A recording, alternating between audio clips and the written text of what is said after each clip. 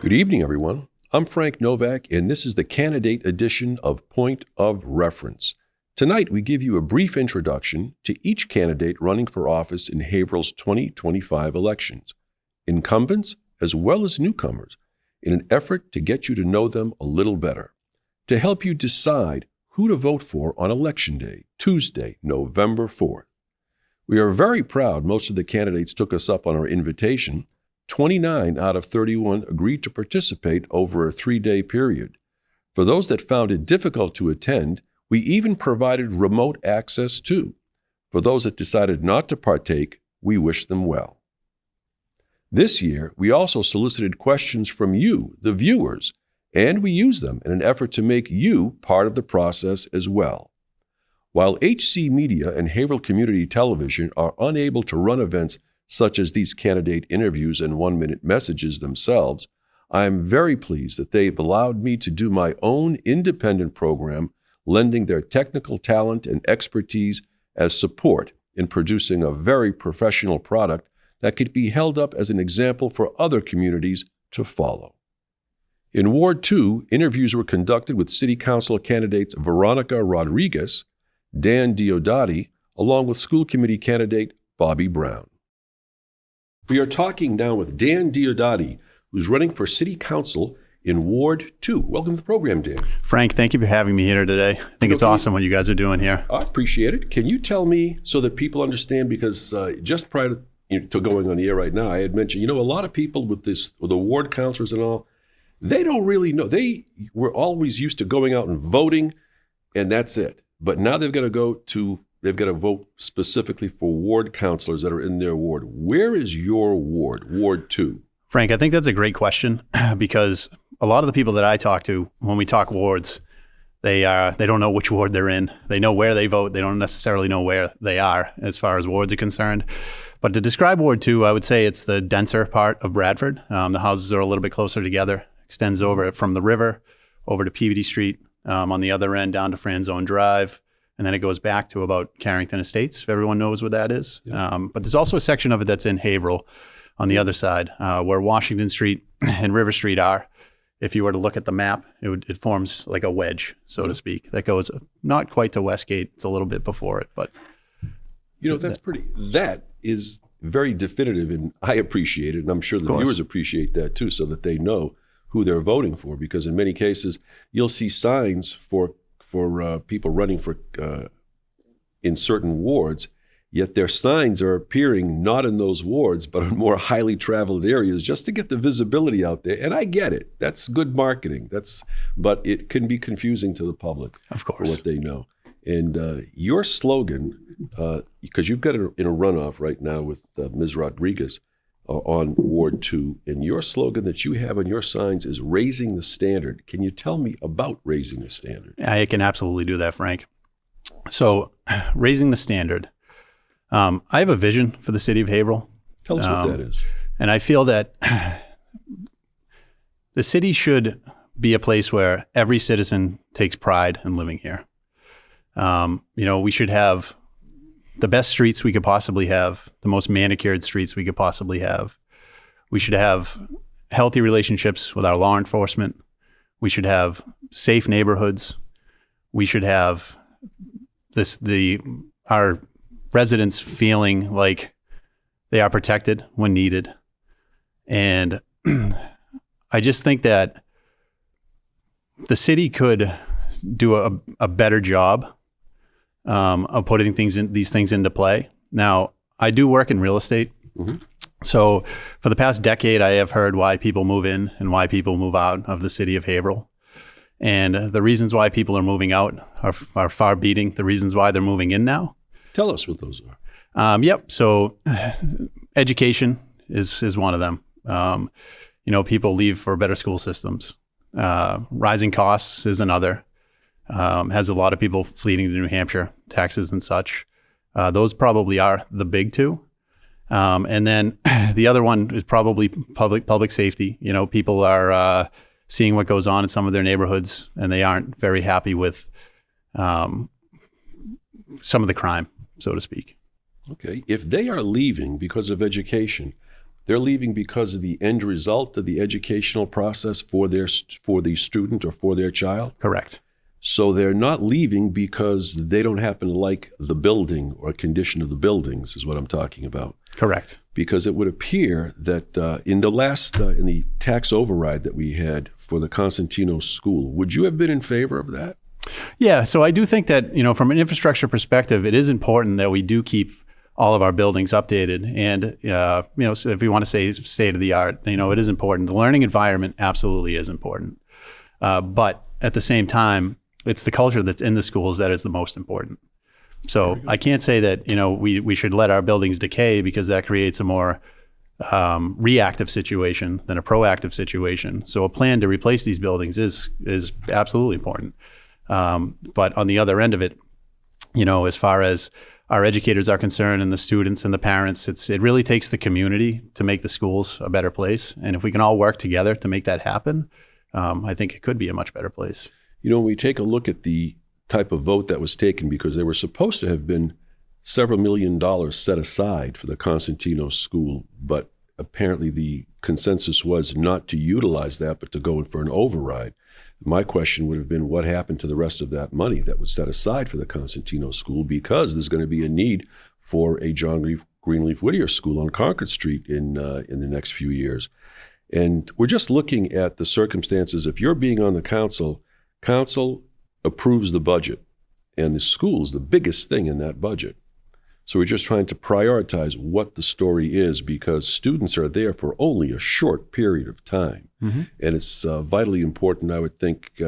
I hear a lot of talk about the schools, the buildings, what needs to be done, but I don't hear an awful lot about what's going on and what's benefiting the students, particularly specifically.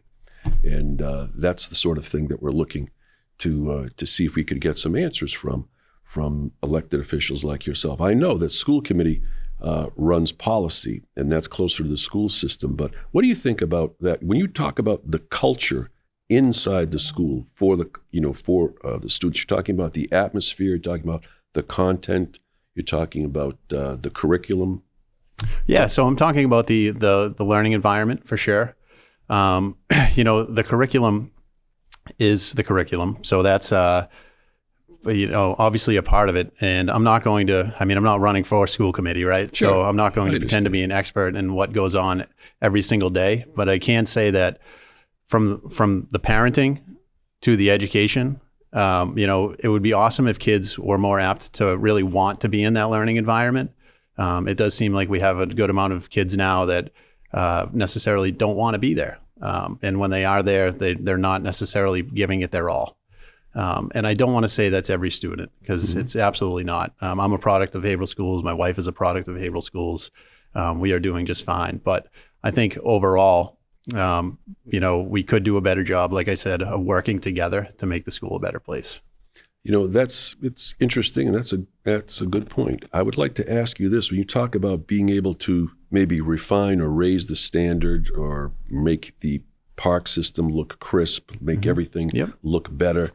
Here's a quick question for you. And you're in the real estate business, as am I. And I will tell you that when we're selling a property or marketing a property, you want to put the best foot forward on it and be of a very positive nature. And when we're selling a property that's in the area of Lake Saltonstall, you say that to people and residents in the city of Haverhill, they think Plugs Pond. Of course. Lake Saltonstall is an upgrade from Plugs Pond. I'll ask you this: would you make an effort to be able to try to? I mean, people may know it as that, but just to formally recognize it as Lake Saltonstall more so than it has been, because I think that just puts a better face on the city. I mean, I'm asking you, if you were marketing a property in that area, and we've marketed several, it's always Lake Saltonstall. It is not Plugs Pond. Of course, yeah. That's I know it as Lake Saltonstall. When I was a kid, we did call it Plug Pond, but that is it's always been Saltonstall to me, and I would love to formally recognize it as Lake Saltonstall. Well, that's one way. That's an easy way of raising the standard that corresponds with what your campaign happens to be. I'm going to ask you this. If you're elected to city council, what would be the very first thing that you would like to put forth before the council that you would like to have enacted upon? So as far as, putting things forth to the city council, what I'm going to say to that, Frank, is honestly, one of the most important things to me in this whole run is to increase civic engagement. I do feel like that is where the problem starts with a lot of the issues that we are facing in the city. So it's going to start at the voting booth. I do think that with only 2 primary elections that occurred in the city for 2 different wards and less than 6% voter turnout, if we don't correct that, it's going to be very difficult to correct anything in this city. And I say that because, when I go to campaign events or I'm around and speaking with people, it seems as though all of the same faces seem to be involved with everything, which I think is great. I mean, I think it is great that we have people that are active in the city and they want to make changes for the better. But when 94% of the voters are not helping with those decisions, it makes it really difficult. So civic engagement really is a top priority of mine. You'd like to get them up and get going. For sure. And that's going back to raising the standard, like that is how you increase or better the culture in any community, right? It's you have to be involved. There's just a lot of people that are bringing up problems and not many people are offering solutions. And I think that one of the first solutions is going to be when we have these elections that, if I am elected, and which I hope I am, that I do have a strong challenger that comes in behind me for the next election, so we can figure out who the better person is for the job. Because running unopposed is a problem. Well said. And that'll have to be the last word. Dan Diodati, running for City Council in Ward 2. Thanks very much for being here. We wish you the best of luck. Frank, thank you for having me. Veronica Rodriguez is running for Ward 2 in the City Council as well, and we're very pleased to have her with us today. Welcome, Veronica. Thank you. Thank you for having me. Can you tell me what is the item or the single largest thing that compelled you to want to run? I call the Department of Public Works to pick up certain things, and I just noticed that I was calling a lot, the 311 number, and I said, I should be doing more as a Haverhill resident, and I do volunteer at a lot of local organizations. I work a lot with Make It Haverhill and with workforce development and a lot of things I care about. But I noticed that there's a lot more trash in the city lately. Oh. So that was my motivating factor. And I feel like I can make a difference and help improve the lives of Haverhill residents. That's very interesting because you've been a volunteer. You've without pay in organizations before because you just wanted to go ahead and better the system, and now you think with that type of experience and with the accomplishments and that your efforts have yielded, you want to take a step into the ring of city council. Yes, I think I could be more effective and maybe on a larger scale. I've usually volunteered with stuff right around my ward, but I think that I can have a greater influence. Coming from an immigrant background too, I realize there's a lot more immigrants in Haverhill and I'd like to give them a voice.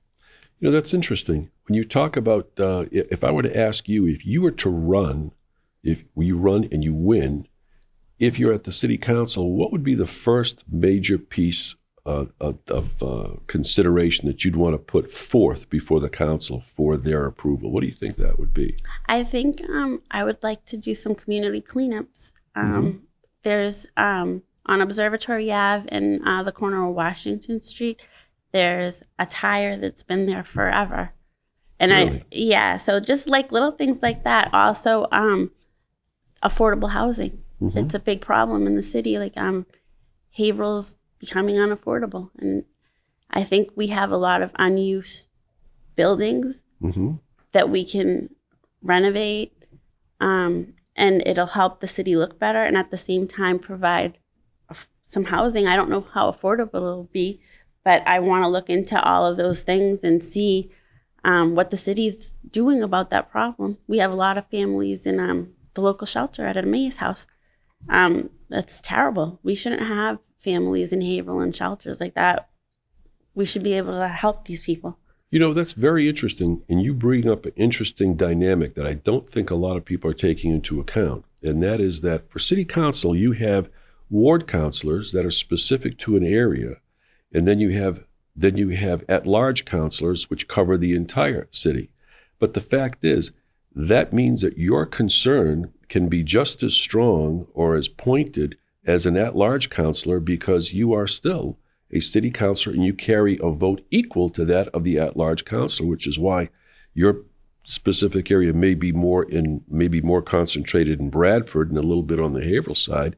But you bring things up such as Observatory Avenue or affordable housing, not just affordable housing for Ward 2, but affordable housing for the city of Haverhill. Yeah, I think we're all part of Haverhill, and regardless whether I win or not, I still want to be active and I want to help. If I don't win, whoever wins this position, I'm willing to help them. I love Haverhill, and I want the best for all of Haverhill, not just for where I live. Well, it's a very noble statement on your part. I will ask you this.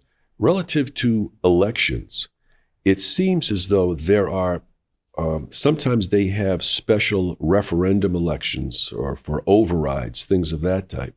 And oftentimes the political strategy that is hidden in the background is to go ahead and have a let's say an override question not appear on the ballot where you get the most people coming in to voice their opinions, but to have it on a separate one-day, one-election ballot, which costs considerable amount of money to do that. But then you have a concentrated effort of just those people that want that item approved, because they don't publicize it very much to all the other people to make an effort to come in. But because I say it's just one vote for one thing.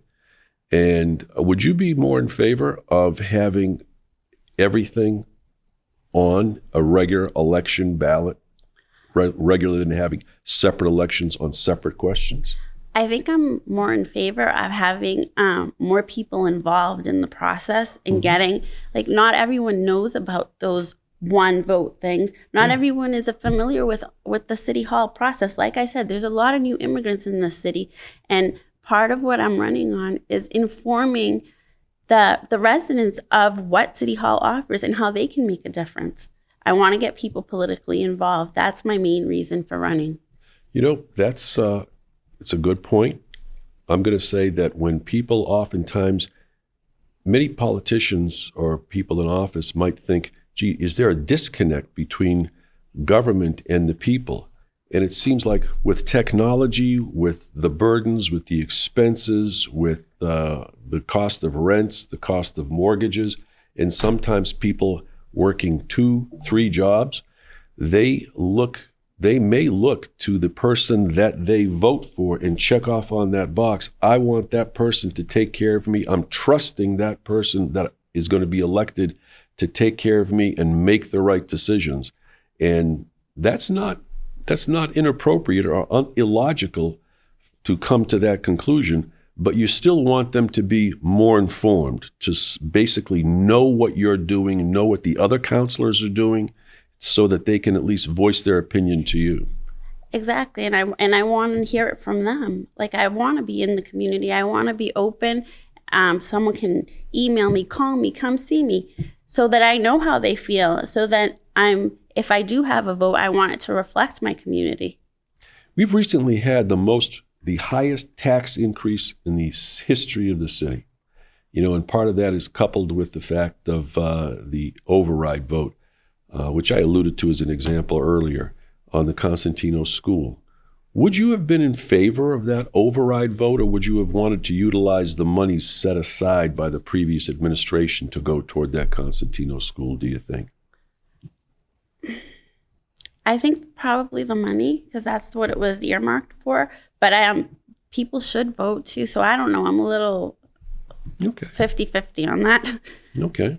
But I definitely, I personally did vote for the Constitution, knowing I'm a single mom, knowing that it was going to raise my taxes because our children need a good education, and that school needed. It was terrible. Because you're familiar with that school. I am familiar. It's in the ward, and they needed, I work for DCF, so I go to that school a lot.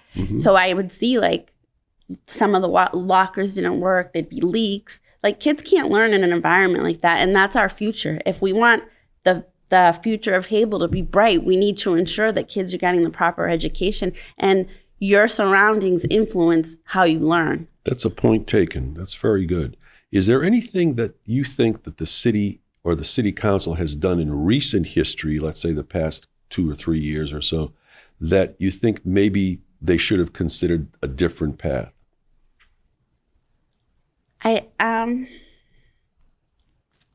I'm not familiar with everything they've done. No, I understand. I'm a newbie. That's okay. But I do think that they need to include, like, they need to get the vote out, include more information for just regular people, or maybe even make it accessible to everyone. I don't think City Hall is accessible to everyone. Really? Yeah, there's I was at a job fair at Make It Haverhill, and deaf people came in. Like, I don't know how do we get these referendums or things out to people that are hearing impaired? Like, there's a lot of like, how do they get to know who I am if they see this interview? Just, I don't know. I want answers to those questions, and I'm looking to help that. Like, I want every community member, able or disabled, to have the same access. If I were to ask you this question, just as a practical matter, we've only got a minute left. You know, if somebody had voiced a concern for me about the amount of traffic congestion that there is presently between the railroad bridge and the Como Bridge, okay? Because number one, it just seems to be almost a permanent bottleneck there all the time. How do you deal with emergency vehicles to deal with something of that type? And then when you have the mega apartment complex just right across the bridge, how, when that comes on full line, how that's going to impact and affect that traffic pattern as well. I mean, do you think, how do you address something of that type? Who would you call in, or what would you, if somebody called you to say, hey, you know, this is getting stuck. We're waiting 20 minutes to go 300 feet, you know? I would probably ask someone at City Hall, like, who handles this? I might not have all the answers, but I definitely have no problem asking. And I will go and ask and say, like, what kind of a study do we need to do to fix this? Well, that's active participation. Very good. Veronica Rodriguez, that'll conclude our talk, but you're running for City Council in Ward 2. We wish you the best of luck. Thank you so much, and thank you very much for having me. Bobby Brown is here to tell us why he decided to make a run for school committee in Ward 2. And let's find out why and what the compelling reasons are. Welcome to the program, Bobby. Oh, thank you very much, Frank. You decided to run for school committee in Ward 2 because? Well, I have a vested interest, as I am a parent of 2 young daughters in our Haverhill Public Schools.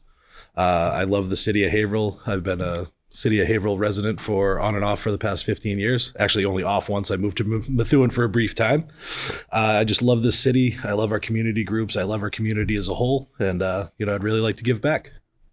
You know, what do you think the first thing is that you'd like to do if you became a school committeeman? What would be the first thing that you would put forth and propose that you'd hope everybody would back you on and vote for? Okay. Well, really top of the list is, making sure that our schools are equitable for all students, making sure, regardless of learning abilities, background, I just want to make sure that all of our lovely resources here in the City of Haverhill are accessible to all of our students. What about the fact of we're dealing with circumstances sometimes in the school committee where you're hearing things in the news relative to a building and the cost of the building and the new school that's going to have to be built at some point on Concord Street for the Whittier, John Grief Whittier School. And then there's the Whittier Tech building that's going to need to be replaced at some point in time, with other expenditures coming down the pike, along with teachers' salaries, along with administrative salaries, along with the other things that go along with that. But what about the students particularly? Because as I've mentioned to other candidates as well, the students are there for a very limited period of time. All we have them for is that time that they're there in school, from when they're in the first grade through elementary school. And if we don't give them the very best that we can, then they're not going to be coming back. I mean, the building will still be there. The teachers and the administrators will still be there, but the student will have moved on. What do you think about what are the elements we have to give those students? Mm-hmm. So one of my very firm beliefs, I do know that there are plenty of schools that are in need of repair, rebuilds that we're going to be having across the city. My main opinion really is that you can build all the schools in the world. You could build the largest, most state-of-the-art schools in the world. But it really matters what you put inside those schools. The resources that are in those schools, quality educators that care about our students, and just being able to have, make that short time that you mentioned really impactful on these children, because they are our future in this city. Hopefully, I'm sure there'll be plenty of them running for school committee one day. Well, you would hope you'd be part of that inspiration, no? I hope so. Can you tell me what are some of the things? Give me one thing that the school committee is doing right that you want to accentuate, and you'd like to have them keep on going and maybe expand upon that. So mainly, dealing with equity in our school systems. I feel that we have quite a few great school committee members that are really trying to be a voice for the kids that may need a little bit of extra help. One of the top tier things that I know more than several of our school committee members that are current is adequate mental health services in our schools. That's really top tier on the priority list for me as well. And I feel that we're on the right pathway currently of making sure that we're adequately staffed and we have the opportunity to provide all the services that are necessary for our students. What do you think, if that's what they're doing right and you want to see that accentuated and expanded upon, what's one thing that they haven't done that they need to do? So as everyone's aware, we've had a lot of heated, issues with our contract negotiations, with our teachers, with our paras. I would really like to see a little bit more progress and a little bit more hardy negotiating on the side of the school committee. As far as I know, the main goal is to be fiscally responsible and make sure that we have enough teachers here and we don't have teacher loss. But I feel like if I am elected, that I'm really going to try and push that forward and make sure that we really are reading through everything line by line and making sure that the teachers are provided as much attention to that contract. As much effort as they're putting in, we should be matching that efforts. And I don't know if I see that currently. From what you know about the system, is the ratio of students to teacher ratio, is it appropriate? And what is the ideal student to teacher ratio? Isn't it like 1 to 25 students per teacher? Is that what it is? I believe that sounds like a fair number, and I know in a lot of our schools that we may be significantly over that number in some standpoints. But yes, being able to provide smaller classroom sizes would be great. However, we do have a lot of new residents coming to Haverhill currently. We do have a lot more development than we have in the past as far as new apartment buildings. And that's really one of the biggest things I'd like to speak about is I know we may have a long road, but at this point in time, we want to make sure that we take care of our educators as well as our students because they go hand in hand. And I would like to see a future in Haverhill where we're not just an adequately staffed, but I want to see us be a desirable public school system that brings in great educators from all over the state is really one of my main goals. It's very interesting that when there was a focus group one time that I was in, and people asked about perhaps the essence of Haverhill or what Haverhill would be known as, and I had mentioned I waited for people to say something and nobody was, and I just asked, I said, isn't it true, universally thought of, that a community has a greater cachet when they happen to have a college in town? And they all agreed. I said, well, you have a North Point Bible College here in Haverhill. You also have Northern Essex Community College here in Haverhill. And up until a short period of time ago, you had a satellite branch of the University of Massachusetts here as well. And my point was, name one other community between the New Hampshire line and Boston that has 3 colleges, and they couldn't. So the fact is, there's sort of an ingrained factor here that I think people are glossing over, and that is that ultimately, Haverhill could be looked upon as Cambridge North with the educational facilities that were available here, and if they were enhanced upon, and that spillover benefit has got to go. You can't help but have it go into the school system as well. I would think. I don't know. I'm not running. You are. What do you think? Well, I absolutely agree with that, and I think it's a great thing that we have so many educational opportunities here in Haverhill, especially advanced educational opportunities for our students, as they get out of Haverhill High and as they get out of Whittier.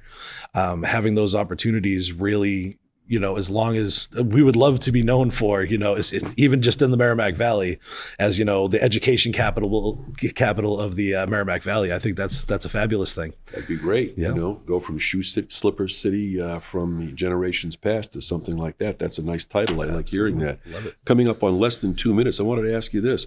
With a lot of the mega developments that are coming in, and they're not condo developments, they're apartment developments, and we're talking hundreds by the building, necessarily, like maybe a couple of major projects and other smaller and midland projects. Are you afraid, given the fact that the Haverhill school system is at capacity right now, we're told, of what type of impact that will have? Or is it supposed to be thought of that these are apartments that are not necessarily family apartments, but they are for singles and couples, and that will not necessarily show an increase? What do you think? What are your thoughts on that? So as a resident of Bradford and in Ward 2, we do have 2 of those large apartment developments that have come across in the past 2-3 years. And as a parent, I obviously have been concerned because I know that the classroom sizes are generally at capacity clear across the city. And I feel like there will be an impact no matter what. Whether it be, we're right next to the commuter rail. That's the word around town that I've heard is that, it's supposed to be singles and doubles, people without children. Regardless, there will be children, and that's... Which is not a bad thing. No, it's not a great... Everyone's welcome in Haverhill. We want more residents. We want more folks shopping at our small businesses. We want more community members. We want to make a more diverse community. But I feel like there absolutely will be an impact, and just all I can do is be as supportive as I can of my community and trying to find ways to rectify any overcrowding issues that we may come across. So how many kids do you have? I have 2 kids. I have Hannah that's 10 and I have Josie May that is 8. Well, and I suspect that's one of the big reasons why you decided to run for school committee, because you have a vested interest in their future. Mm-hmm. Indeed, I do. If I'm not mistaken, I'll probably wager that they are probably your campaign chair people. Yes. They're great at sign holding as well. I know there's a lot of municipal officials around town all the way up to Congress that are very aware of my 2 daughters. They can't vote, but when they're holding the sign, everybody's driving by. Oh, look at that. Absolutely. Excellent. Very good, Bobby. Yep. We wish you the best of luck in the upcoming election for Ward 2 School Committee, correct? Yep. Thank you very much, Frank. Very Appreciate good. it. Thank you for being here. We hope that these interviews have been a point of reference for you in the upcoming elections. And until next time, my name is Frank Novak, and thanks very much for watching. And remember to vote Tuesday, November 4th, because if you don't vote, then you won't count, and everyone should count.